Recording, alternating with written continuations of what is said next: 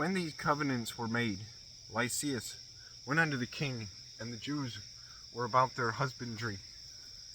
But of the governors of several places, Timotheus and Apollonius, the son of Genius, also Hieronymus and Demophon, and beside them Nicanor, the governor of Cyprus, would not suffer them to be quiet and live in peace. The men of Joppa also did such an ungodly deed. They prayed the Jews that dealt among them to go with their wives and children into the boats which they had prepared, as though they had meant them no hurt, who accepted of it according to the common decree of the city, as being desirous to live in peace, and suspecting nothing. But when they were gone forth into the deep, they drowned no less than 200 of them. When Judas heard of this cruelty done unto his countrymen, he commanded those that were with him to make them ready.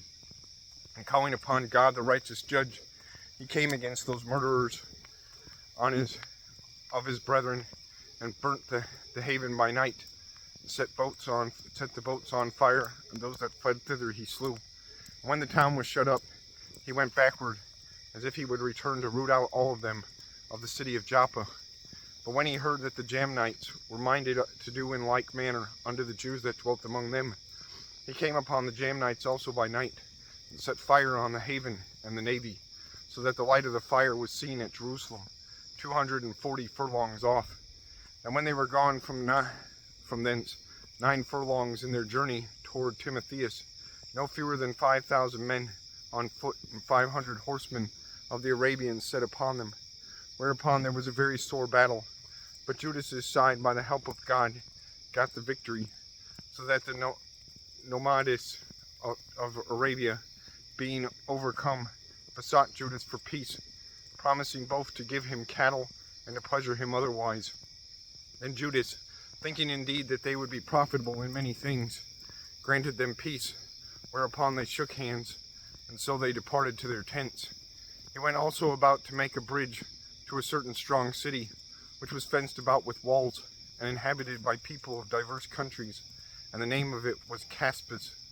But they that were within it put such trust in the strength of the walls and provision of victuals, that they behaved themselves rudely toward them that were with Judas, railing and blaspheming, and uttering such words as were not to be spoken. Wherefore Judas with his company, calling upon the great Lord of the world, who without rams or engines of war did cast down Jericho in the time of Joshua, gave a fierce assault against the walls, and took the city by the will of God, and made unspeakable slaughters, insomuch that a lake 2 furlongs broad, near adjoining thereunto, being filled full, was seen running with blood. Then departed they from thence 750 furlongs, and came to Sharaka, under the Jews that are called Tubinae. But as for Timotheus, they found him not in the places, for before he had dispatched anything, he departed from thence, having left a very strong garrison in a certain hold. Howbeit, Dositheus and Sosipater, who were of Maccabees captains, went forth, and slew those that Timotheus had left in the fortress, above 10,000 men. And Maccabees ranged his army by bands, and set them over the bands, and went against Timotheus, who had about him 120,000 men of foot, and 2,500 horsemen. And when Timotheus had knowledge of Judas's coming, he sent the women and the children and the other baggage unto a fortress called Carnion, for the town was hard to besiege, and uneasy to come unto, by reason of the straitness of all the places. But when Judas his first band came in the sight, the enemies, being smitten with fear and terror, through the appearing of him who seeth all things, fled amain, one running into his way, another that way, so that they were often hurt of their own men, and wounded with the points of their own swords. Judas also was very earnest in pursuing them, killing those wicked wretches, of whom he slew about 30,000 men. Moreover, Timotheus himself fell into the hands of Dositheus and Sosipater, whom he besought with much craft to let him go with his life, because he had many of the Jews' parents, and the brethren of some of them, who, if they put him to death, should not be regarded. So when they had assured him with many words that he would restore them without hurt, according to the agreement, they let him go for the saving of their brethren. Then Maccabees marched forth to Carnion, and to the temple of Atargatis, and there he slew 25,000 persons. And after he had put to flight and destroyed them, Judas removed the host toward Ephron, a strong city, within Lysias abode, and a great multitude of diverse nations, and the strong young men kept the walls, and defended them mightily, wherein also was great provision of engines and darts. But when Judas and his company had called upon Almighty God, who with his power breaketh the strength of his enemies, they won the city, and slew 25,000 of them that were within. From thence they departed to Scythopolis, which lieth 600 furlongs from Jerusalem. When the Jews that dwelt there had testified that Scythopolitans dealt lovingly with them, and entreated them kindly in the time of their adversity, they gave them thanks, desiring them to be friendly still unto them. And so they came to Jerusalem, the feast of weeks approaching. And after the feast, called Pentecost, they went forth against Gorgias, the governor of Idumea, who came out with 3,000 men afoot and 400 horsemen.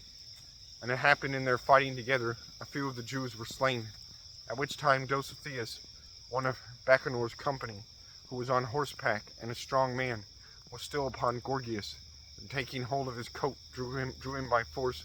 And when he would have taken the cursed man alive, a horseman of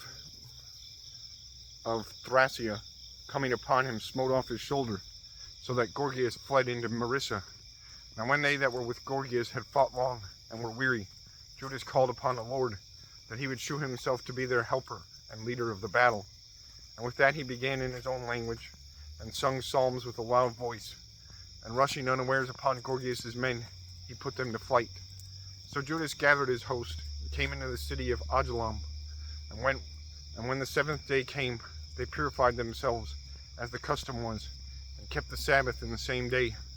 And upon the day following, as the use had been, Judas and his company came to take up the bodies of them that were slain, and to bury them with their kinsmen in their fathers' graves. Now under the coats of every one that was slain, they found things consecrated to the idols of the Jamites, which is forbidden in the Jews by the law. Then every man saw that this was the case, wherefore they were slain. All men therefore, praising the Lord, the righteous judge, who had opened the things that were hid, betook themselves unto prayer, and besought him that the sin committed might wholly be put out of remembrance. Besides that noble Judas exhorted the people to keep themselves from sin, for so much as the law before their eyes the things that came to pass for the sins of those that were slain. And when he had made a gathering throughout the company to the sum of 2,000 drachms of silver, he sent it to Jerusalem to offer a sin offering, doing therein very well and honestly, and that he was mindful of the resurrection. For if he had not hoped that they that were slain should have risen again, it had been superfluous and vain to pray for the dead. And also in that he perceived that there was great favor laid up for those that died godly. It was an holy and good thought, whereupon he made a reconciliation for the dead, that they might be delivered from sin.